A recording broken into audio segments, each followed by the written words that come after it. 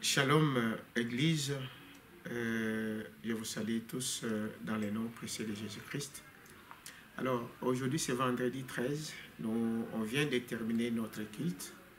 Beaucoup de bien-aimés n'étaient pas là, mais je voulais simplement rassurer les bien-aimés que la paix soit dans vos foyers, dans vos maisons et partout où vous vous trouvez. Donc je me tiens ici juste pour rappeler aux frères et sœurs de l'Église que nous vivons sur cette terre qui ne nous appartient pas, bien que nous ne sommes pas de ce monde, mais nous vivons dans ce monde où il y a des lois, où il y a des règles à respecter. Des lois et des règles sont données à tout le monde, même des chrétiens, nous devons respecter cela. Jésus lui-même l'a fait à plusieurs reprises. Quand on lui a demandé même de payer l'impôt, il n'a pas dit que non, moi je suis le Dieu dans la chair humaine, je ne peux pas. Il a fait cela. Et nous avons passé une très bonne semaine, cette semaine qui vient de s'achever. Nous avons vu que pour nous les croyants, pour nous les chrétiens, celui qui nous garde, c'est le Seigneur Jésus-Christ. Notre bouclier, notre sérum contre toutes ces choses, c'est le Saint-Esprit. C'est prouvé dans toute la parole que le Saint-Esprit nous garde. Le Saint-Esprit, c'est notre sceau. Le Saint-Esprit, c'est lui qui protège chaque enfant de Dieu. Mais ce que je voulais montrer, c'est que cela ne veut pas dire que quand la loi dit que vous devez vous laver les mains, vous dites non, moi j'ai le Saint-Esprit, je ne me lave pas les mains. Non, on va te considérer comme un assassin. Même pas pour toi, mais pour les autres. Quand la loi dit qu'on va respecter la distance, on ne doit pas se saluer, on ne doit pas s'embrasser. Donc, si tu es un chrétien, un croyant, tu dois respecter cela. Cela n'affectera jamais ta foi.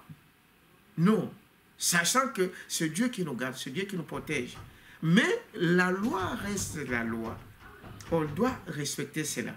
On nous a interdit de se réunir donc jusqu'au 3 avril.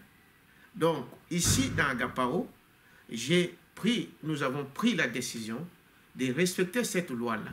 Donc, à partir de dimanche ici, nous ne serons pas ici, mais demain, par la grâce de Dieu, nous allons vous envoyer, donc vous donner des instructions. Soyez branchés. Ceux qui ne sont pas abonnés sur notre chaîne YouTube, abonnez-vous pour que nous vous donnions des instructions. On va vous montrer comment la semaine va passer, comment les dimanches on va le passer. 3 semaines, ce n'est pas beaucoup. C'est dans cette période qu'on peut savoir les vrais, je dis les vrais chrétiens.